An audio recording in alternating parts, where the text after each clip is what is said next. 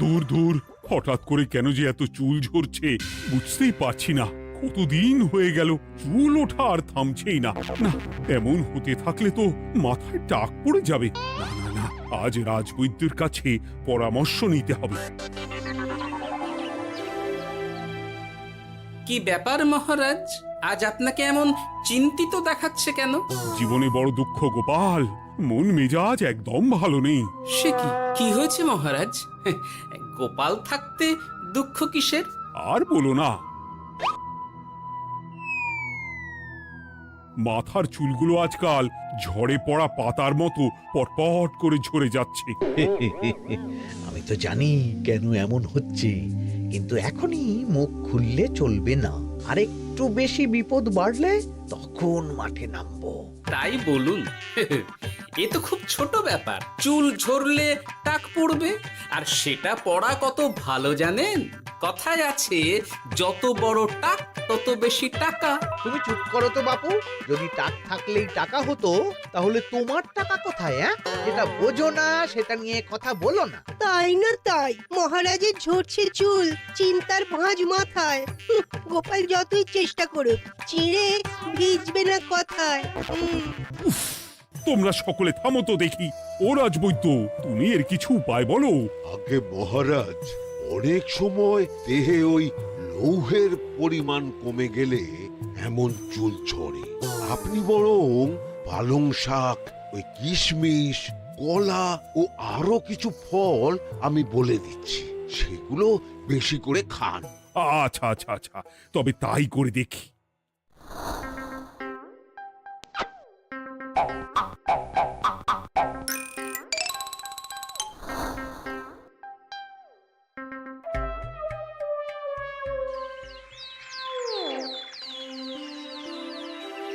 ও রাজবৈদ্য, তোমার কথা মতো শাক পাতা ফলমূল সবই তো খেলাম, চুল ঝরা বন্ধ তো হলোই না। তো জানতামই এমন হবে। কিন্তু মহারাজ, এমনটা তো হওয়ার কথা নয়। কিন্তু হচ্ছে তো। আরে আমার সাধের চুল, কোথায় চলে গেলি সব? এর জন্য তুমি দায়ী, তুমি এর জন্য শাস্তি পাবে বৈদ্য।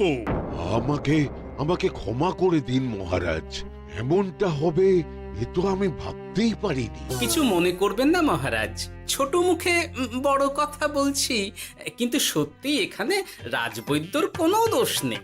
ওকে শাস্তি দেওয়াটা ঠিক হবে না মহারাজ। দেখেছেন মহারাজ, গোপালের সাহসটা দেখেছেন? আপনার মুখের উপর কথা বলছে। তা বলি, তুমি যখন এতই বোঝো, তাহলে নিজেই একটা আস্ত লোহা খেয়ে দেখো না, তোমার মাথায় চুল গজাচ্ছে কিনা। ঠিকই আছে, এসব মূর্খের মতো কথা কেবল আপনার থেকেই আশা করা যায় মন্ত্রী মশাই। মহারাজ, আপনি বিচক্ষণ মানুষ, আমার শুধু অনুরোধ, আরেকবার ভেবে দেখবেন। ঠিক আছে, রাজবৈদ্যকে আমি শাস্তি দেব না, কিন্তু সকলের জন্য আমার একটা ঘোষণা আছে। কি ঘোষণা? আমার এই কঠিন সমস্যা যে দূর করে দিতে পারবে, তাকে আমি বিশেষ পুরস্কারে ভূষিত করব। এই তো পেয়েছি, এই সুযোগ কোনোভাবেই হাতছাড়া করা চলবে না। এবারের সমস্যাটা সত্যি বেশ কঠিন। কি করলে যে মহারাজের চুল পড়া বন্ধ হবে সেই উপায় মাথাতেই আসছে না। হঠাৎ করে কেন যে এমন হলো কে জানে।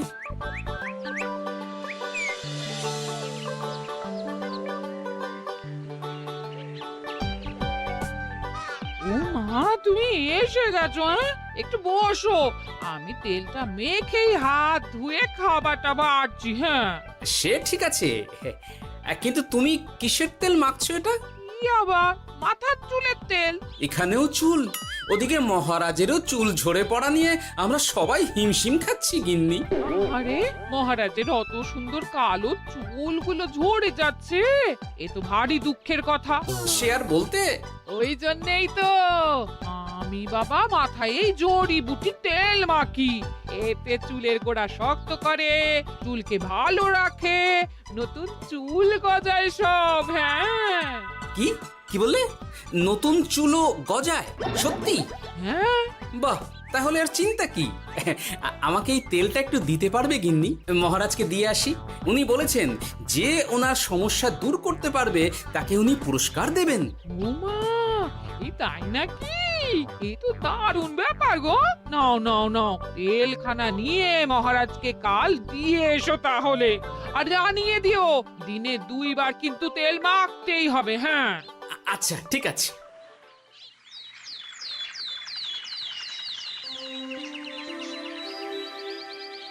কোনো উপায় খুঁজে পেলে তোমরা?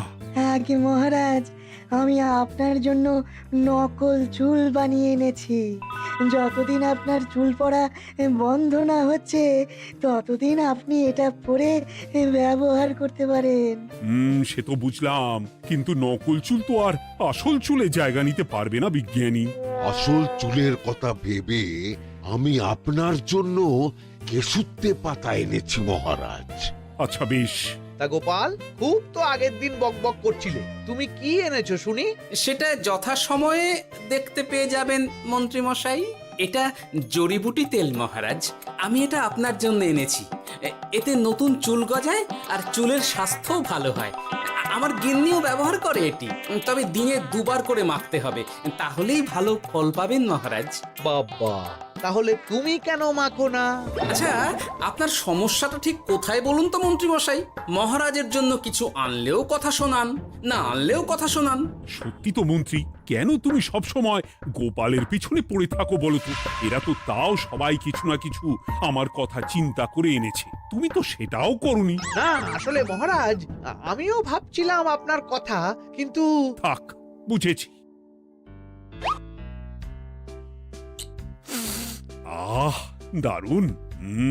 তেলের গন্ধটাও খুব সুন্দর। গোপাল, তোমায় অনেক ধন্যবাদ। আশা করছি ব্যবহার করলে খুব ভালো ফল দেবে। একদম দেবেই মহারাজ। দূর বাবা, ভেবেছিলাম এক হলো আর এক।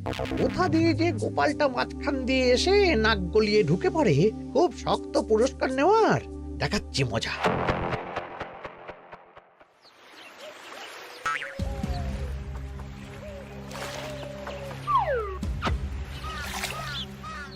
এবারে গোপালের তেল দিয়েই সব কিছু তোলপাড় করব।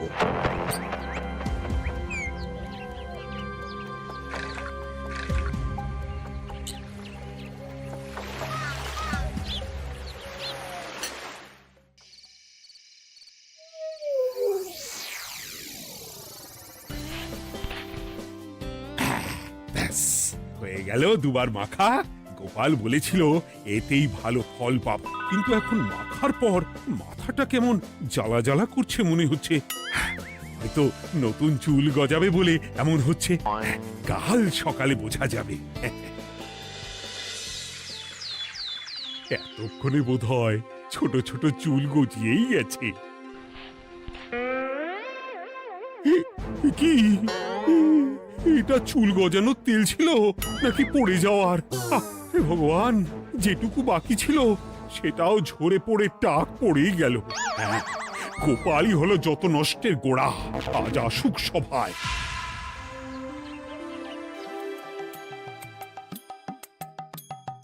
এই যে এখন এলেন উনি। ও কি মহারাজ, আপনি এমন কাপড় মাথায় জড়িয়ে বসে আছেন কেন? তুমি আর এমন প্রশ্ন জিজ্ঞাসা করো না গোপাল, তোমার দয়াতেই মহারাজের এমন অবস্থা। মানেটা আমি তোমায় দেখাচ্ছি, দাঁড়াও। এই যে গোপালের দেওয়া তেল মেখেই আমার এমন হয়েছে, আর তার জন্য আমি তোমাকে কোনোদিনও ক্ষমা করব না গোপাল। বিশ্বাস করুন মহারাজ, আমার গিন্নিও মাখে এই তেল, কিন্তু এমন কিছু তো এখনো পর্যন্ত ঘটেনি। আমি আর কিচ্ছু শুনতে চাই না। আমার মাথা ভর্তি চুল আমি ফেরত চাই। যতদিন না আমার মাথার সব চুল ফিরে আসছে ততদিন আমি তোমার মুখও দেখতে চাই না। মহারাজ, আপনার কোনো চিন্তা নেই, আমি তো আছি। এবার এই সমস্যার একটা সমাধান আমি করেই ছাড়বো। কি ব্যাপার, মন্ত্রী মশাই এত লাফাচ্ছে কেন? এসবের পেছনে আবার ওনার হাত নেই তো?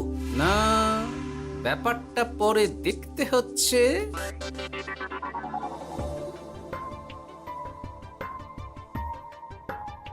আমি বলি কি মহারাজ, এই সময়টা বরং আপনি নকল চুলটা মানে পরচুলা ব্যবহার করুন। হ্যাঁ, অগত্যা কিছু তো একটা গন্ডগোল আছেই।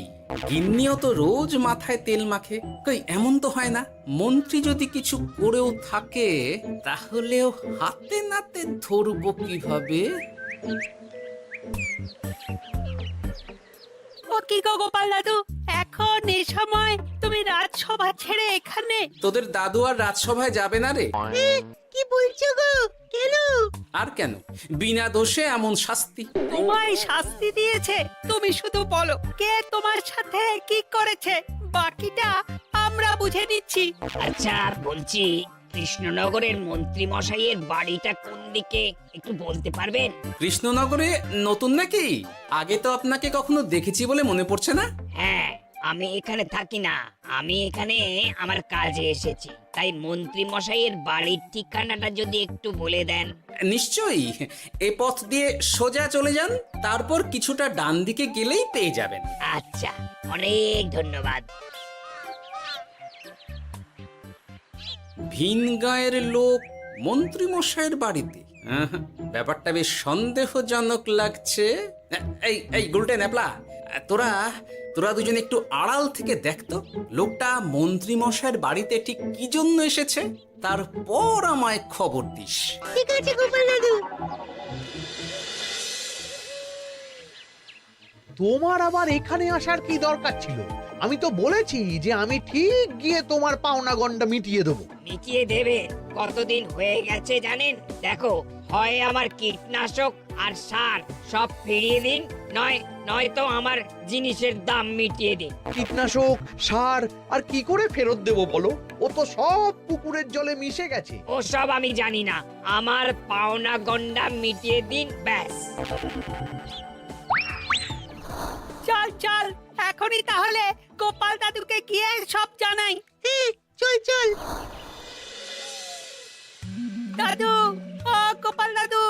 তোরা এসে গেছিস? আয় আয় আয় আয় আয়। মন্ত্রী মশাইয়ের মুখ থেকে অনেক খবর পেলাম। তাই নাকি? কি শুনি?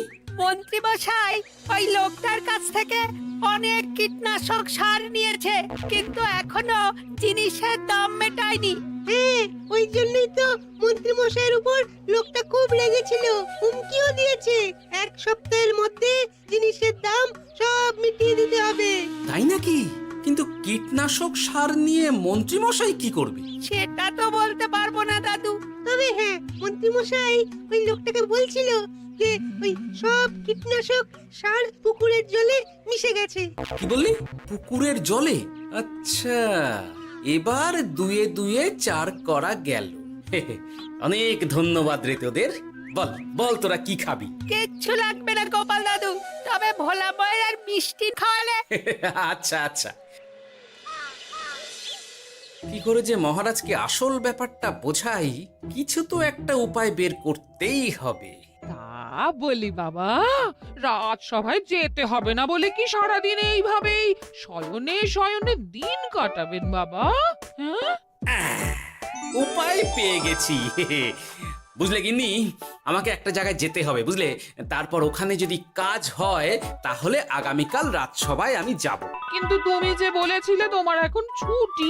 হ্যাঁ, কি আর করি বলো, গুরুত্বপূর্ণ একটা কাজ, তাই যেতেই হবে। আচ্ছা যাও। ওই গো বিজ্ঞানী, আরে গোপাল যে, বলো। এই এই যে বিজ্ঞানী, একটা বিশেষ দরকারে তোমার কাছে এলাম, বুঝলে? হ্যাঁ, বলোই না। আচ্ছা, এই দূষিত জলকে কিভাবে আবার পরিশুদ্ধ করে বলতে পারবে? কেন পারবো না? জলের মধ্যে একটু চুন আর ফটকিরি দিয়ে দিলেই জল আবার দূষণমুক্ত হয়ে যাবে। তবে ওগুলো দেওয়ার পর কিছুদিন সেই জলকে ব্যবহার করা বন্ধ রাখতে হয়। হ্যাঁ। আচ্ছা আচ্ছা, অনেক ধন্যবাদ, আসি তাহলে। হ্যাঁ,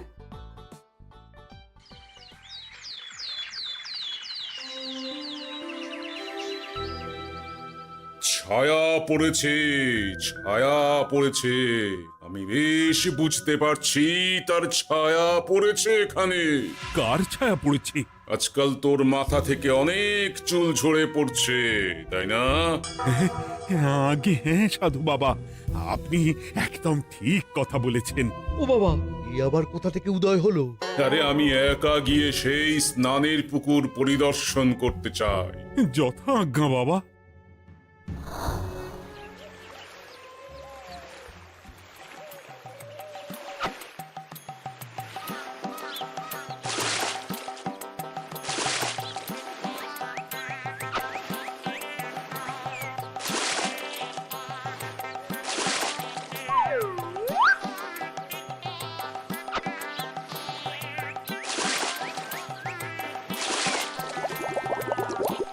যাক বাবা, মোটামুটি সপ্তাহখানেক এভাবে থাকলেই পুকুরের জল আবার আগের মতো পরিষ্কার হয়ে যাবে।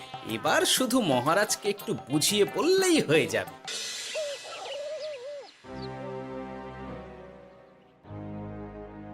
কি বুঝলেন সাধু বাবা? আমার অনুমানটাই ঠিক ছিল। পুকুরের জলে কালো ছায়া পড়েছে, কুদৃষ্টি পড়েছে, তাই এমন হচ্ছে। সে কি? কি কালো ছায়া? যত সব বাজে কথা। জল দূষণ করলাম আমি, আর দোষ পড়ছে কালো ছায়ার উপর। তাহলে এখন কি হবে?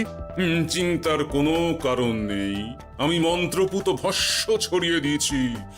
1 সপ্তাহ ওই পুকুরের জল স্পর্শ তো দূর, পুকুরের কাছেও যাওয়া নিষেধ।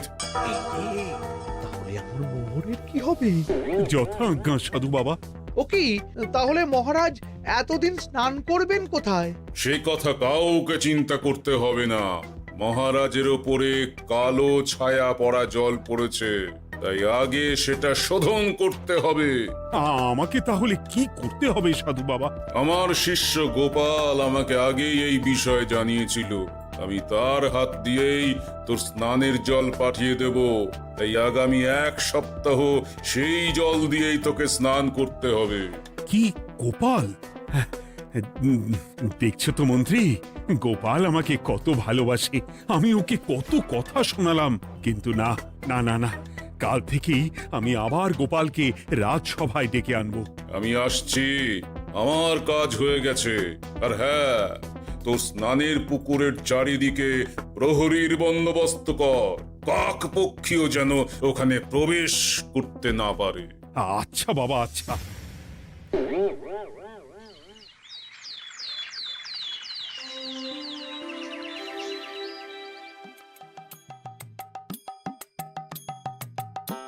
গোপাল, তোমাকে আবার এখানে দেখতে পেয়ে আমার খুব ভালো লাগছে। তোমার গুরুদেব গতকাল এসেছিলেন, কিছু মনে করো না।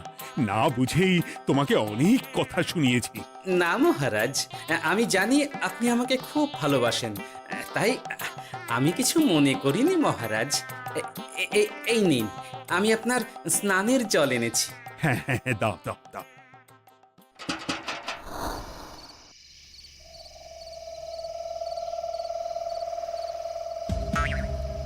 ও বাবা, পুকুরের কাছে যে গিয়ে দেখবো সে উপায় নেই। চারপাশে প্রহরীতে ভর্তি। তাহলে কি সত্যি সত্যি কালো ছায়া পড়েছে? ভালোই হলো, পাওনাদারকে বলে দেবো কীটনাশকটা জালি ছিল। হি হি।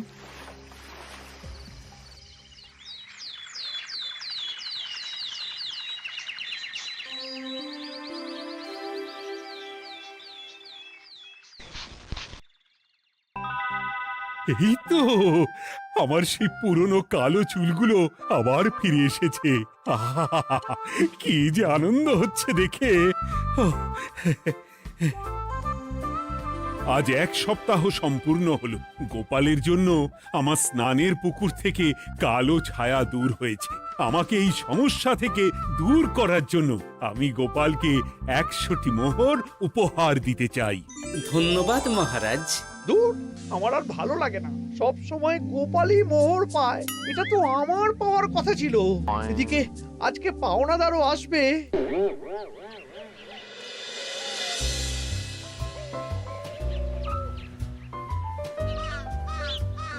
গোপাল দাদু, ওই লোকটা এসে গেছে। আচ্ছা, আসছি। এটা তো মন্ত্রীর বাড়ির দিকে রাস্তা।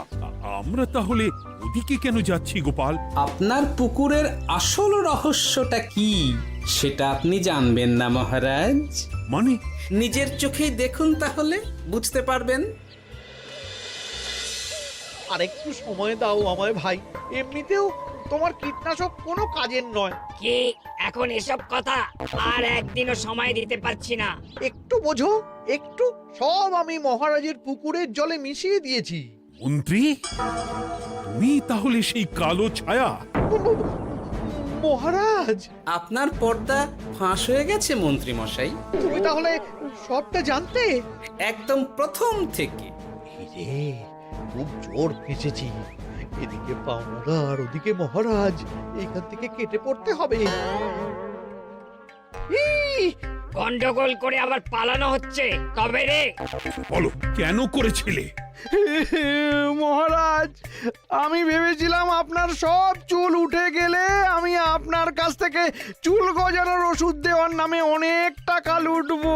কিন্তু সেই ভাবনা ভাবনাই থেকে গেল, সেগুড়ে যে বালি হয়ে গেল। ভাবা যায় চুলের জন্য চুলো চুলি, হ্যাঁ?